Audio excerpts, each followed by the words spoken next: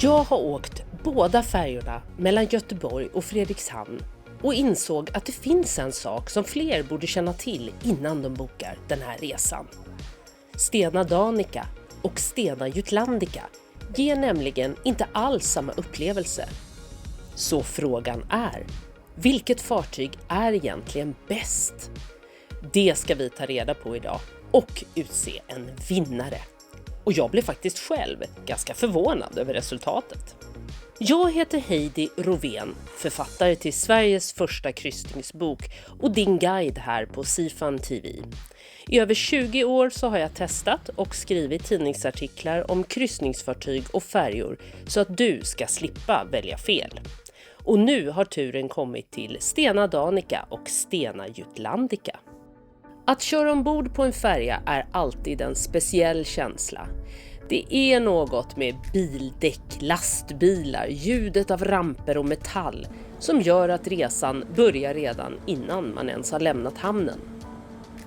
Både Stena Danica och Stena Jutlandica är så kallade ropax-färjor, alltså fartyg som tar både passagerare, bilar och frakt. Resan tar ungefär 3,5 timme, vilket gör dem perfekta för en dagstur eller en överfart till Danmark. Men trots att fartygen går samma sträcka slutar likheterna ungefär där. Så här. Danica är äldre och kortare, men tar ändå betydligt fler passagerare. Faktiskt hela 2274 mot Jutlandicas kapacitet på 1500. Jutlandica är det nyare fartyget av de två. Hon är också längre, men här har man satsat på frakt. Fartyget är mer optimerat för fordon. Och nu ska vi se om och inte minst hur den här skillnaden märks. När man kommer in på fartygen har de flera områden gemensamt, som en reception, sittlounger, barområden och ytor där man kan slå sig ner under överfarten. För den som vill göra mer än bara sitta finns spelautomater, arkadspel och lekytor för barnen. På Stena Jutlandica spelade jag airhockey med yngste sonen. Och det fanns även en tipspromenad för barn. Men det fartyg som har det största utbudet av olika arkadspel är tveklöst Stena Danica. Även området för spelautomater, så kallade enarmade banditer, är större. Att publiken är blandad märks. De här fartygen används av väldigt olika typer av resenärer, från semestrande barnfamiljer och dagsresenärer till lastbilschaufförer. Men känslan skiljer sig mer än man först tror. Stena Danica känns direkt mer livfull. Jag upplevde miljöerna som öppnare, lite mer åt kryssningshållet. Det är mer utflyktsstämning ombord. På Stena Jutlandica känns planeringen mer transportfokuserad. Lite vi ska från A till B. Här ligger fokus mer på målet och mindre på upplevelsen, även fast man fortfarande reser bekvämt. Stilen är mer avskalad, men också mer praktisk.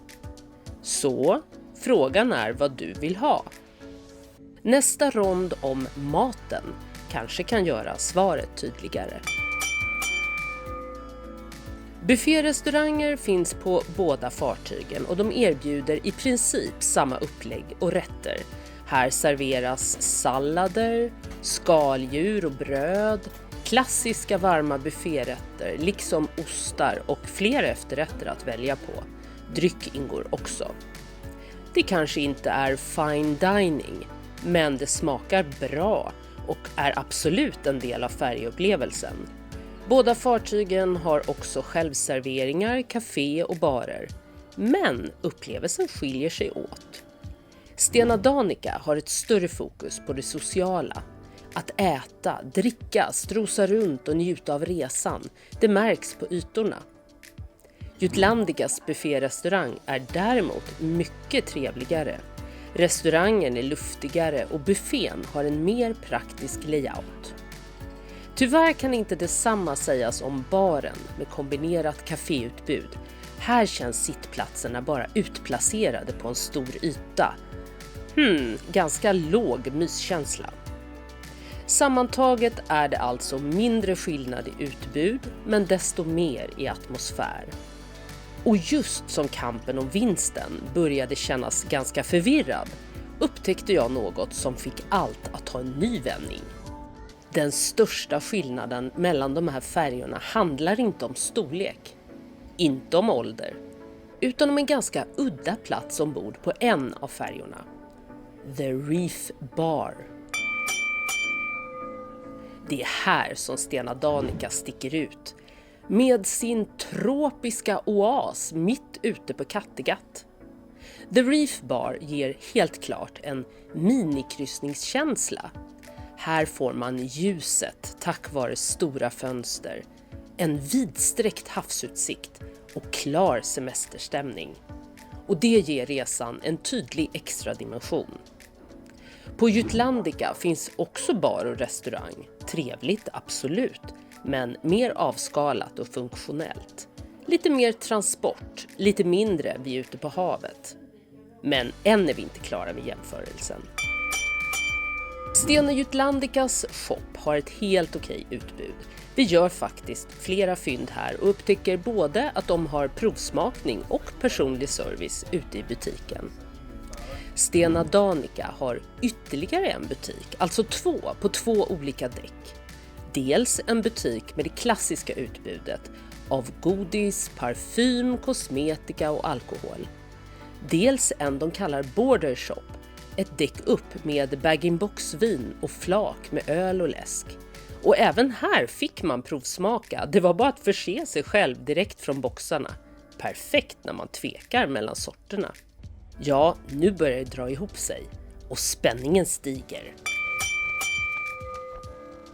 Båda fartygen har förstås utomhusdäck där man kan stå vid relingen och ta in havsluften, vilket för mig alltid är en höjdpunkt. Stena Danica har flera olika platser på flera olika däck att sitta ute på, eller om man vill gå runt och utforska. Även här är det lite mysigare faktiskt. På Stena Jutlandicas utomhusdäck hittar vi en kiosk med enklare mat, glass och dryck. Och om du har egen matsäck och vädret är fint, ja då finns träbänkar på rad i ganska rustik stil. Här har jag faktiskt ett tips om du vill göra resan lite lyxigare och betydligt mer smidig. Priset mellan Stena Danica och Stena Jutlandica skiljer sig faktiskt inte så mycket. Det som påverkar mest är vilken dag du reser, säsong och avgångstid. Men det finns ett tillval som många missar. Vill du slippa stressen vid på- och avkörning så kan det vara värt att boka premiumbiljett. Då får du prioriterad ombordkörning och kommer också av tidigare. För vissa är det kanske onödigt, men reser du ofta, har tajt schema eller bara vill ha en lugnare start på resan, ja då kan det faktiskt göras ganska stor skillnad för upplevelsen. Och nu tror jag att vi är redo för ett resultat. Så vilket av fartygen blir det som vinner egentligen? Stena Danica eller Stena Jutlandica? Sanningen är, vill man bara snabbt ta sig över på andra sidan Kattegatt, ja då fungerar båda lika bra. Men är man ute efter lite mer upplevelse och att resan ska kännas som en del av semesterupplevelsen, ja då sticker ett av fartygen ut lite mer. Vinnaren är Stena Danica. Den är inte den nyare av de två, men den har mer atmosfär, mer semesterkänsla och det gör större skillnad än man tror på bara några timmar till havs. Särskilt om man som vi var på väg till badhotellet i Fredrikshamn med samma namn som den tropiska baren ombord, The Reef. Vi lägger en länk i beskrivningen för dig som är intresserad av att läsa om vårt besök där. Men oavsett om du väljer Stena Danica eller Stena Jutlandica, kanske du ska skynda om du inte rest med dem än. Framtiden på den här linjen är nämligen lite osäker. Stena Line har redan presenterat planer på att byta ut dem mot nya, helt batteridrivna färjor. Ett projekt de kallar Stena Elektra. Tanken var att de nya färjorna skulle vara i trafik senast runt 2030. Men som det ser ut nu har planerna pausats eftersom elnätskapaciteten i hamnarna inte räcker till. Och nu är jag nyfiken på om du har en egen favorit. Vilken färja hade du valt? Lämna gärna en kommentar. Och vill du se fler videor om färjor och kryssningar, ja då får du gärna prenumerera om du inte redan gör det. Slå på aviseringar så ses vi snart igen i nästa video. Hej då!